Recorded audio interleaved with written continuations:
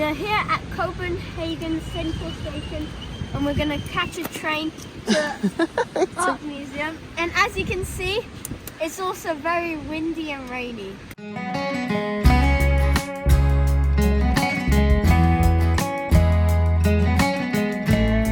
I've arrived at the train station.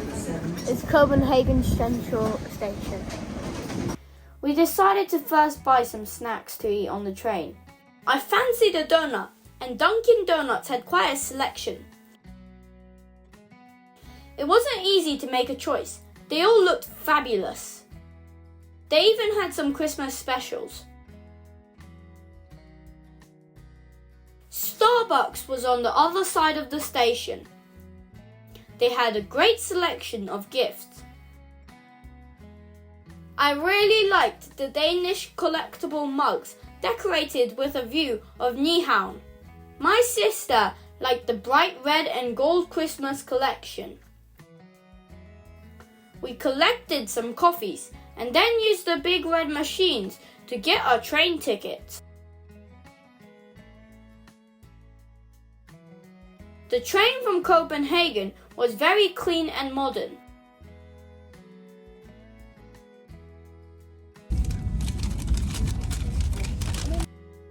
It was time to tuck into my cookie crumble donut. It's really good. The journey from Copenhagen took about 45 minutes, passing through countryside and small towns. We have arrived at the station. The museum was clearly signposted from the station. It was a 10-minute walk to the museum. We arrived at the Museum of Modern Art. This art museum first opened in 1958. I thought the museum must be named after Louisiana in America, but I was wrong. The original owner of this estate had 3 wives, and each one was called Louise, so the museum is named after his wives. That story made me smile. The museum displays more than 4,000 works by Danish and international artists. Look how bright the colors are. At first, the displays reminded me of the paintings I saw in the Tate Modern Museum in London.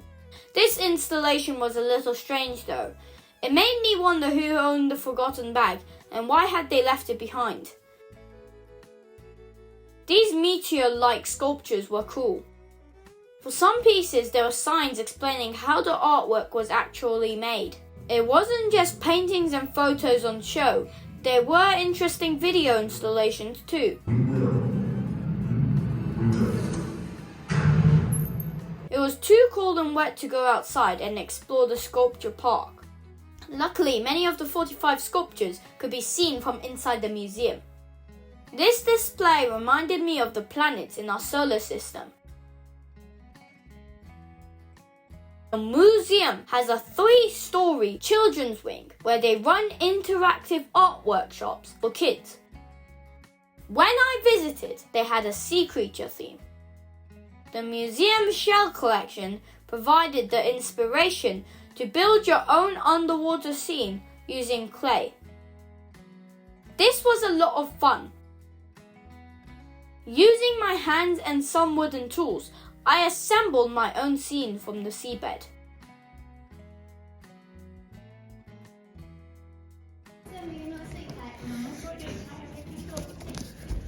This took quite a while to complete, but I was happy with the finished sculpture.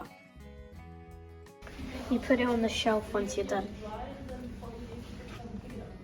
Outside the children's wing, there were some really cool looking sculptures.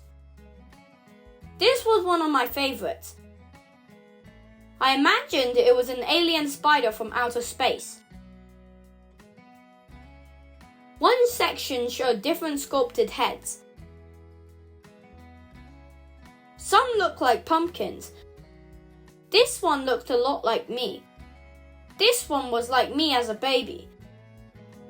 This video installation made me feel like I was trapped under the sea.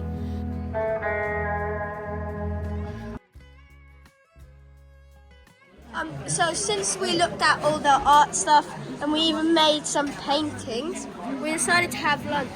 The food looks very appetizing.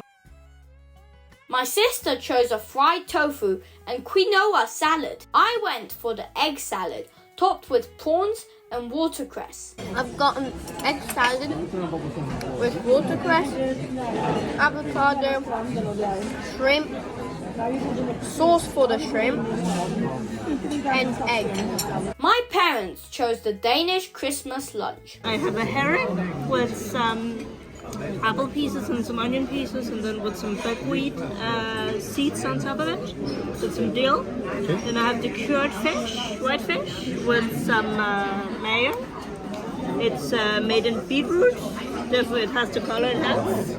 And then I have the duck, which has some apple chutney and some smoked cheese, and then a little bit of greens on top of it. Then I have the white lady with some black currant cream on top of it. And then I have the rice porridge with some cherry sauce and some caramelized almonds. The food was really good and it paired really well with the magnificent view of the ocean. I recommend this restaurant because they serve a lot of good food. It's thumbs up.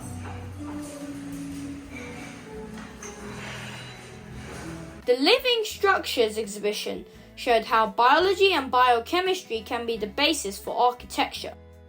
New technologies like 3D printing are being used to take complex shapes from nature and use them in new ways. These are all 3D printed. I hadn't heard the term biodigital architecture before, but now I understood more about it. The feature exhibition took up the whole south wing of the museum and explored the ocean. Did you know we actually know more about Mars than the oceans that cover our planet?